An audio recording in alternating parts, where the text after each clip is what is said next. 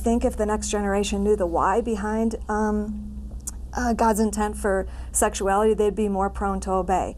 If somebody would have told me when I was getting married or engaged that the reason that God is saying withhold from sex until you're married is to develop verbal communication with your spouse.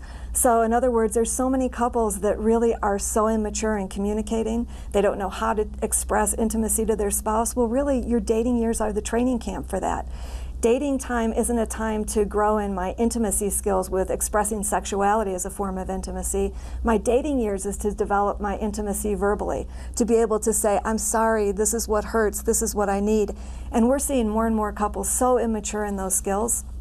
So we say to the next generation, to young kids, don't you see that God is such a good father, that he wants you so mature in your communication and verbal intimacy skills that he's saying hold back on sex because that you'll be able to naturally do. I've wired you to achieve orgasm. I've wired you that way. So that's kind of built into your DNA. The part that I haven't wired into you is the verbal intimacy. That's what I want you to develop. The soul oneness. The soul oneness, being best friends, being connected, the ability to comfort one another, not just physically, but to be able to comfort one another verbally.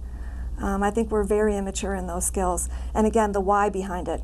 And I think in our counseling, a lot of times we'll get a couple that has, presenting issue maybe our sex life is horrible. They'll rate it really poorly.